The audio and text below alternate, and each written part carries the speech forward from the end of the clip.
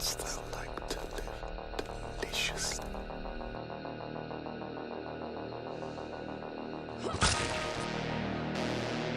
Chaos reigns. Please don't scream. Now, Sid, don't you blame the movies.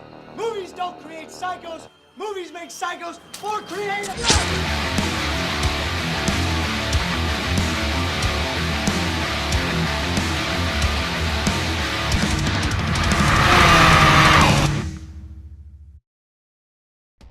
You. My name's Jonjo Lyons, and today I'm here to present to you my review for Slow Torture Puke Chamber.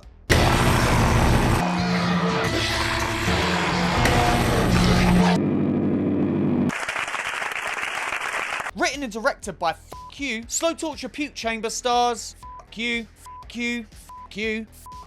and you, among many others. Slow Torture Puke Chamber is the final installment in the Gore Trilogy. It's a Lucy V movie, isn't it? That's all you need to know. These films have been a weird ride for me. I went into this series thinking I'd absolutely despise it, but I was surprised by the first film and ended up loving it. Then going into the second film with high hopes, I was disappointed beyond all expectation. I can't tell you how much I hated that second movie.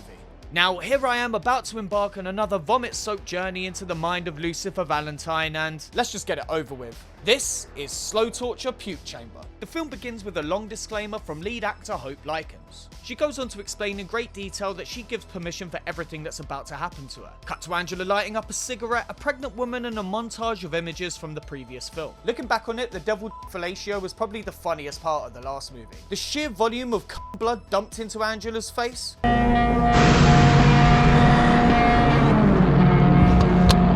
Good lord. These scenes are intercut with a new woman in a bathroom with a bloodstained mouth. She calls herself Angela Aberdeen, and then we cut to the same woman removing her bra and getting slapped by the cameraman. The woman then speaks to camera doing her best Robert Paul Champagne impression as we cut to shots of OG Angela. She makes her declaration of love and dedication to Satan, once again spouting the usual Lucifer Valentine dreck. One especially memorable line being, "I like the way you look at me like you hate me."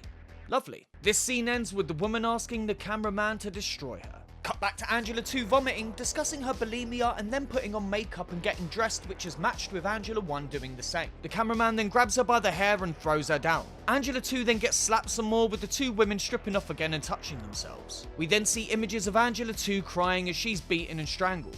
You know you're having a bad time when you're looking forward to the scenes of them drinking their own vomit? Cut to Angela 1 in a bin, which I might have to put onto a t-shirt. Cut to Angela 2 back in shots as a voice of a child can be heard. She explains in voiceover her wanting to be wanted by her father, explaining the origins of her bulimia, and alluding to sexual abuse while posing. Cut to Angela 2 crawling into a bathroom as sounds of children can be heard in the background. She then vomits blood into the shot glasses and drinks them before passing out. Cut to footage of Angela as a child, and then to Angela 2 being grabbed up and force-fed liquor, then made to imitate oral sex with the bottle as she drinks it. Cut to what looks like the aftermath of a suicide attempt, and then back to Angela 2 being abused some more. Cut to her talking about her parents ODing and drinking charcoal as we watch her vomit up black stuff and play with it. Cut to Angela 2 asleep on the bed next to a crucifix, and then in the shower with the same object. All images once again here are intercut with matching shots to Angela 1. Then they both get in the bath and begin to pleasure themselves with the crucifix. They then start to be sick on themselves with Angela 2 throwing up a shitload of blood. We hear more voiceover describing abuse and then watch as the cameraman penetrates Angela 2 with the crucifix. Cut to footage of Angela 1 asking for more abuse, and then to some bugs on Angela 2's stomach. Angela 1 strips again, and we cut to Angela 2 eating a birthday cake covered in bugs as Angela 1 manages to in her own mouth. And it's just, I mean, I don't even know what to say. Cut to Angela 1 describing being hung for a client as she poses in front of a mirror and then in a jar. Cut to this monstrosity, then to more naked jar, then to this woman chatting the same Lucy V dialogue as everyone else. She's beaten and then grabbed by another woman / demon who whacks a pig mask on her and licks her face. The demon then pulls her used tampon out and starts slapping her in the face with it. And then, of course, she pops it in her mouth because, I mean, at this stage, why wouldn't you? And I'm sitting there at 9 AM with my cup of tea like, for fuck's sake. I would have been more shocked if it didn't go in her mouth afterwards. In fact, I was shocked at how long it took. I'm surprised it didn't go up her ass. Cut to Angela 2 in a brick room covered in sheets of plastic, and then to a pregnant woman shortly joined by this guy. And if you've seen the previous 2 entries in the series, you'll know whenever someone steps out from behind the camera to join in, shit's about to get rowdy. The man pulls out a knife and he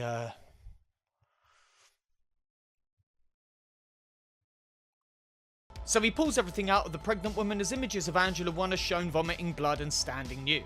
We then see the man cradling the baby as the woman appears to be still somewhat alive. Then we cut to Angela 2 in a bathroom throwing up blood.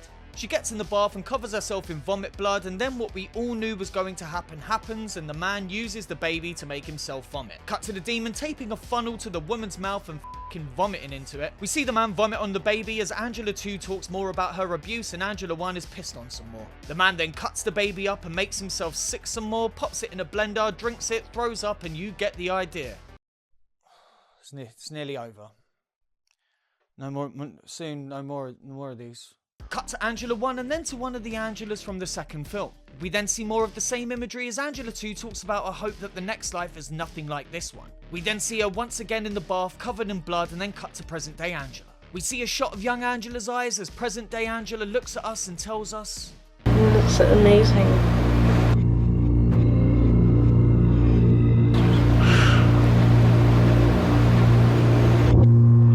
The end! Slow Torture Puke Chamber is the Psycho 4 of the Vomit Gore Trilogy. Let me explain.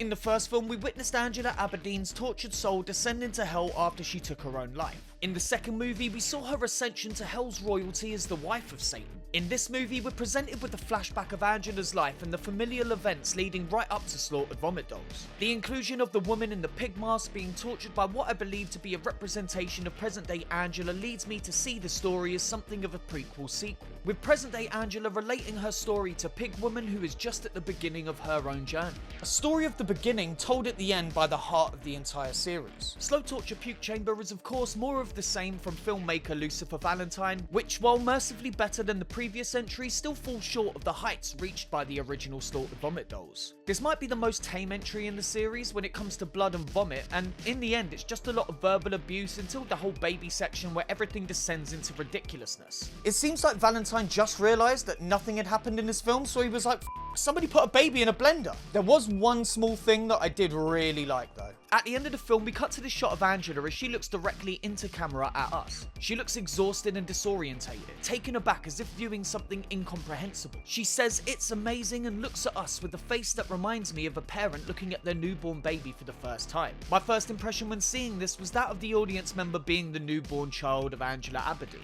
Assuming you reach the end of the film having viewed the previous two entries, you will 100% be a changed person. Maybe not in any dramatic way, but your experience with this series is one that will not easily be forgotten. The person you were before is gone as the new you is born at the close of the film. As this brand new perfect child of Satan, you look up and meet the eyes of your loving mother. Another read touches upon the inclusion of Angela's abuse at the hands of her father and leads me on to a possible theory for the entire series. If father represents God, you could see Angela as one of his angels. A specific angel who, abused by her father, rejects God and falls. What then transpires is what we know as the Vomit Gore Trilogy, and in this new context it's easy to see the series as an abstract depiction of the creation of hell, Angela being Lucifer.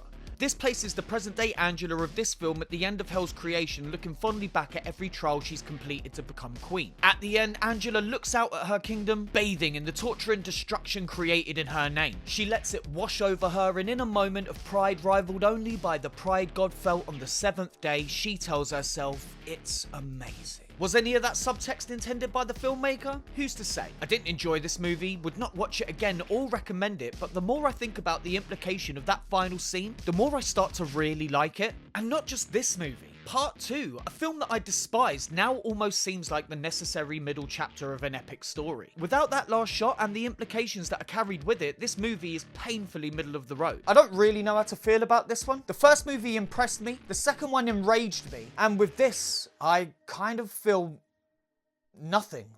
Pretty crazy to say about a film where they put a baby in a blender, but meh. So that was my review of Slow Torture Puke Chamber, the final entry in the Vomit Gore trilogy, and I am so glad it's over. Thank you all for watching. My name's Jonjo Lyons, and when you're on set, wearing your best aviators, drinking your own vomit, at what point do you stop and think, yeah, Bill, you made it, buddy.